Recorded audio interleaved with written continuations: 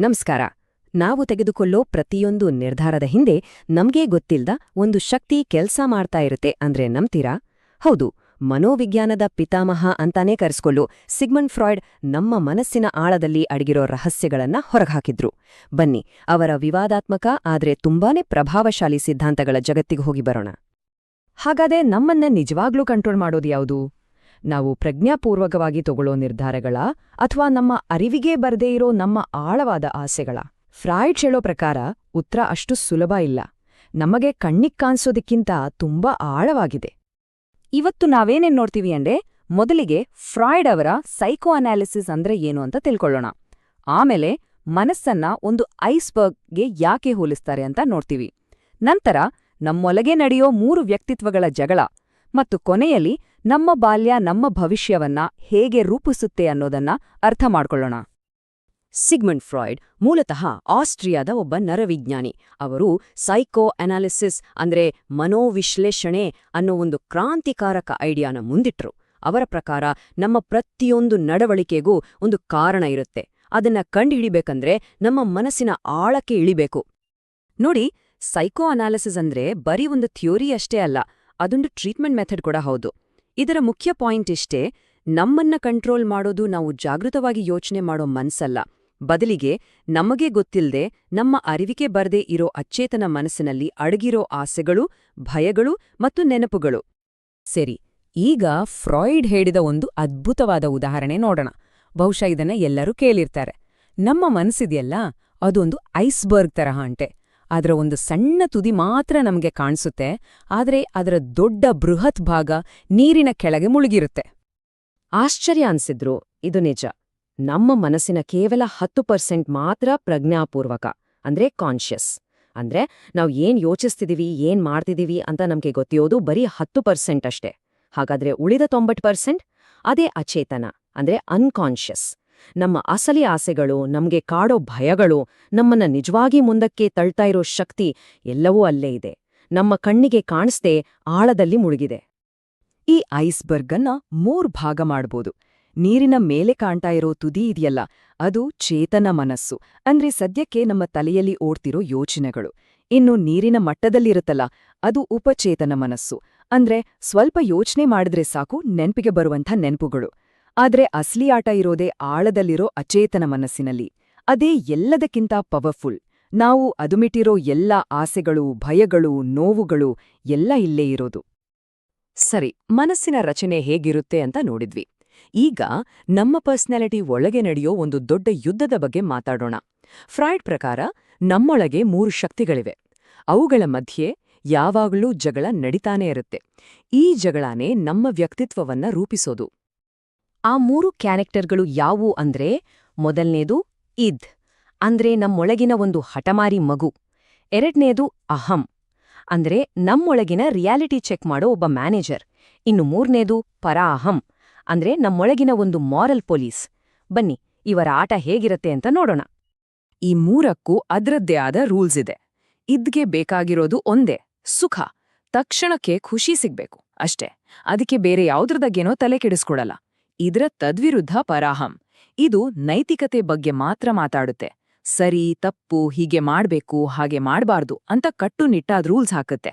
ಇವರಿಬ್ಬರ ಮಧ್ಯೆ ಸಿಕ್ಕಾಕೊಂಡು ಬ್ಯಾಲೆನ್ಸ್ ಮಾಡೋ ಕೆಲ್ಸಾನೇ ಅಹಂ ಮಾಡೋದು. ಇದು ರಿಯಾಲಿಟಿನ ನೋಡ್ಕೊಂಡು ಒಂದು ನಿರ್ಧಾರಕ್ಕೆ ಬರುತ್ತೆ.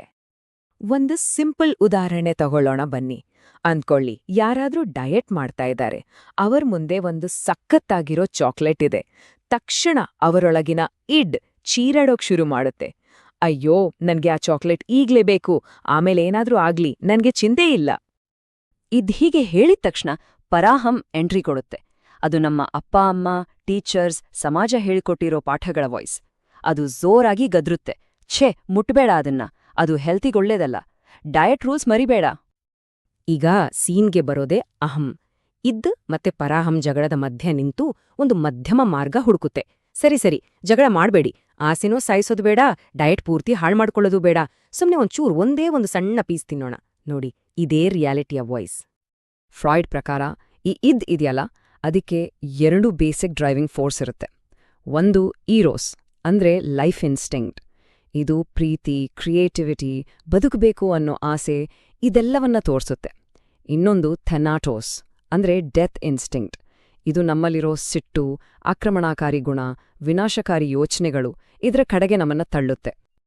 ಸರಿ, ಈಗ ಫ್ರಾಯ್ಡ್ ಅವರ ಇನ್ನೊಂದು ಸಖತ್ ಕಾಂಟ್ರವರ್ಷಿಯಲ್ ಆದ್ರೆ ಅಷ್ಟೇ ಇಂಪಾರ್ಟೆಂಟ್ ಥಿಯರಿ ಕಡೆಗೆ ಬರೋಣ. ಅವರ ಪ್ರಕಾರ ನಾವು ಇವತ್ತು ಹೇಗಿದ್ದೀವಿ ಅನ್ನೋದಕ್ಕೆ ನಮ್ಮ ಬಾಲ್ಯನೇ ನೇರ ಕಾರಣವಂತೆ. ನಮ್ಮ ಪರ್ಸನಾಲಿಟಿ ನಮ್ಮ ಬಾಲ್ಯದಲ್ಲಿ ನಡೆಯೋ 5 ಮುಖ್ಯವಾದ ಹಂತಗಳಲ್ಲಿ ಡಿಸೈಡ್ ಆಗುತ್ತೆ. ಆ ಹಂತಗಳ ಬಗ್ಗೆ ತಿಳ್ಕೊಳ್ಳೋ ಮೊದಲು ಫಿಕ್ಸೇಷನ್ ಅನ್ನೋ ಒಂದು ಕಾನ್ಸೆಪ್ಟ್ ಅರ್ಥ ಮಾಡ್ಕೋಬೇಕು. ಫಿಕ್ಸೇಷನ್ ಅಂದ್ರೆ ಏನು? ನಮ್ಮ ಬಾಲ್ಯದ ಯಾವುದೋ ಒಂದು ಸ್ಟೇಜ್ನಲ್ಲಿ ನಮ್ಗೆ ಒಂದು ಸಮಸ್ಯೆ ಬಂದು ಅದನ್ನ ನಾವು ಸರಿಯಾಗಿ ಸಾಲ್ವ್ ಮಾಡ್ಕೊಳ್ಳಿಲ್ಲ ಅಂದ್ರೆ ನಾವು ಮೆಂಟಲಿ ಅಲ್ಲೇ ಸ್ಟಕ್ ಆಗ್ಬಿಡ್ತೀವಂತೆ. ಇದು ದೊಡ್ಡವರಾದ್ಮೇಲೆ ನಮ್ಮ ನಡವಳಿಕೆಯ ಮೇಲೆ ತುಂಬಾನೇ ಪರಿಣಾಮ ಬೀರುತ್ತೆ. ಫ್ರಾಯ್ಡ್ ಹೇಳೋ ಆ 5 ಸ್ಟೇಜ್ಗಳು ಅಂದ್ರೆ ಓರಲ್, ಏನಲ್, ಫ್ಯಾಲಿಕ್, ಲೇಟೆನ್ಸಿ ಮತ್ತೆ ಜೆನಿಟಲ್ ಸ್ಟೇಜ್. ಪ್ರತಿಯೊಂದು ಸ್ಟೇಜ್ನಲ್ಲೂ ಮಕ್ಕಳ ಖುಷಿ ಅನ್ನೋದು ದೇಹದ ಒಂದೊಂದು ಭಾಗದ ಮೇಲೆ ಫೋಕಸ್ ಆಗಿರುತ್ತೆ. ಆ ಸ್ಟೇಜ್ನಲ್ಲಿ ಆಗೋ ಅನುಭವಗಳು ಅವರ ಪರ್ಸನಾಲಿಟಿಯನ್ನ ಶಾಶ್ವತವಾಗಿ ರೂಪಿಸುತ್ತೆ. ಈ ಎಲ್ಲಾ ಸ್ಟೇಜ್ಗಳ ಪೈಕಿ 3ರಿಂದ 6 ವರ್ಷದವರೆಗಿನ ಫ್ಯಾಲಿಕ್ ಸ್ಟೇಜ್ ಅನ್ನೋದು ತುಂಬಾನೇ ಮುಖ್ಯ ಅಂತ ಫ್ರಾಯ್ಡ್ ಹೇಳ್ತಾರೆ. ಯಾಕಂದ್ರೆ ಇದೇ ಟೈಮ್ನಲ್ಲೇ ನಮ್ಮ ಪರಾಹಂ ಅಂದ್ರೆ ನಮ್ಮ ಮಾರಲ್ ಪೊಲೀಸ್ ಹುಟ್ಕೊಳ್ಳೋದು. ಮಕ್ಕಳು ತಮ್ಮ ಜೆಂಡರ್ ಐಡೆಂಟಿಟಿನ ಅರ್ಥ ಮಾಡ್ಕೊಳ್ಳೋಕೆ ಶುರು ಮಾಡೋದು ಕೂಡ ಇದೇ ಹಂತದಲ್ಲಿ. ಇದೇ ಸ್ಟೇಜ್ನಲ್ಲೇ ಫ್ರಾಯ್ಡ್ ಅವರ ಬಹುಶಃ ಅತಿ ದೊಡ್ಡ ಕಾಂಟ್ರವರ್ಸಿಗೆ ಕಾರಣವಾದ ಐಡಿಯಾ ಬರೋದು. ಅದೇ ಈಡಿಪಸ್ ಕಾಂಪ್ಲೆಕ್ಸ್. ಇದರ ಪ್ರಕಾರ ಗಂಡು ಮಕ್ಕಳಿಗೆ ತಮ್ಮ ತಾಯಿ ಮೇಲೆ ಒಂದು ರೀತಿಯ ಅನ್ಕಾನ್ಷಿಯಸ್ ಅಟ್ರಾಕ್ಷನ್ ಶುರುವಾಗುತ್ತೆ. ಹಾಗೆ ತಮ್ಮ ತಂದೆಯನ್ನ ಒಬ್ಬ ಕಾಂಪಿಟೀಟರ್ ತರ ನೋಡಕ್ ಶುರು ಮಾಡ್ತಾರಂತೆ. ಹೇಗೆ ಹುಡುಗರಲ್ಲಿ ಈಡಿಪಸ್ ಕಾಂಪ್ಲೆಕ್ಸ್ ಇದೆಯೋ ಹಾಗೆ ಹುಡುಗಿಯರಲ್ಲಿ ಎಲೆಕ್ಟ್ರಾ ಕಾಂಪ್ಲೆಕ್ಸ್ ಶುರುವಾಗ್ಬೋದು. ಇಲ್ಲಿ ಅವರು ತಂದೆಯ ಕಡೆಗೆ ಆಕರ್ಷಿತರಾಗಿ ತಾಯಿಯ ಜೊತೆ ಸ್ಪರ್ಧೆ ಮಾಡ್ತಾರೆ. ಫ್ರಾಯ್ಡ್ ಪ್ರಕಾರ ಈ ಎಲ್ಲ ಕಾಂಪ್ಲೆಕ್ಸ್ಗಳನ್ನ, ಈ ಸಂಘರ್ಷಗಳನ್ನ ಮಕ್ಕಳು ಯಶಸ್ವಿಯಾಗಿ ದಾಟಿ ಮುಂದೆ ಹೋದ್ರೆ ಮಾತ್ರ ಅವರ ವ್ಯಕ್ತಿತ್ವ ಆರೋಗ್ಯಕರವಾಗಿ ಬೆಳೆಯುತ್ತೆ. ಕೊನೆಯದಾಗಿ ನಾವು ಮತ್ತೆ ಫ್ರಾಯ್ಡ್ ಅವರ ಆ ಐಸ್ಬರ್ಗ್ ಉದಾಹರಣೆಗೆ ವಾಪಸ್ ಬರೋಣ. ಅದು ನಮಗೇನ್ ನೆನಪು ಮಾಡುತ್ತೆ ಅಂದ್ರೆ, ನಮ್ಮ ಬಗ್ಗೆ ನಮಗ ಗೊತ್ತಿರೋದು ಬರೀ ತುದಿಯಷ್ಟೇ. ನಮ್ಮ ನಿಜವಾದ ವ್ಯಕ್ತಿತ್ವ, ನಮ್ಮನ್ನ ಮುಂದೆ ನೂಕುತ್ತಿರುವ ಅಸಲಿ ಕಾರಣಗಳು ಎಲ್ಲವೂ ಆಳದಲ್ಲಿ, ನಮ್ಮ ಅರಿವಿಗೆ ಬಾರದ ಅಚೇತನ ಮನಸ್ಸಿನಲ್ಲಿ ಅಡಗಿದೆ. ಹಾಗಾದ್ರೆ ಎಲ್ಲವನ್ನೂ ಕೇಳಿದ ಮೇಲೆ ಕೊನೆಗೆ ಒಂದು ಪ್ರಶ್ನೆ ಉಳಿಯುತ್ತೆ. ನಮ್ಮ ಪರ್ಸನಾಲಿಟಿಯ ಬಹುಪಾಲು ನಮ್ಮ ಕಂಟ್ರೋಲ್ನಲ್ಲೇ ಇಲ್ಲದ ಅನ್ಕಾನ್ಷಿಯಸ್ ಶಕ್ತಿಗಳಿಂದ ಮತ್ತು ಚಿಕ್ಕ ವಯಸ್ಸಿನ ಅನುಭವಗಳಿಂದಾನೇ ರೂಪುಗೊಂಡಿದ್ರೆ, ಹಾಗಾದ್ರೆ ನಮ್ಮ ಜೀವನದ ನಿರ್ಧಾರಗಳಲ್ಲಿ ನಮ್ಮ ಸ್ವಂತ ಚಾಯ್ಸ್ ಅಂತ ಇದೆಯಾ? ಇದ್ರ ಪಾತ್ರವಾದ್ರೂ ಎಷ್ಟು? ಯೋಚನೆ ಮಾಡಿ ನೋಡಿ.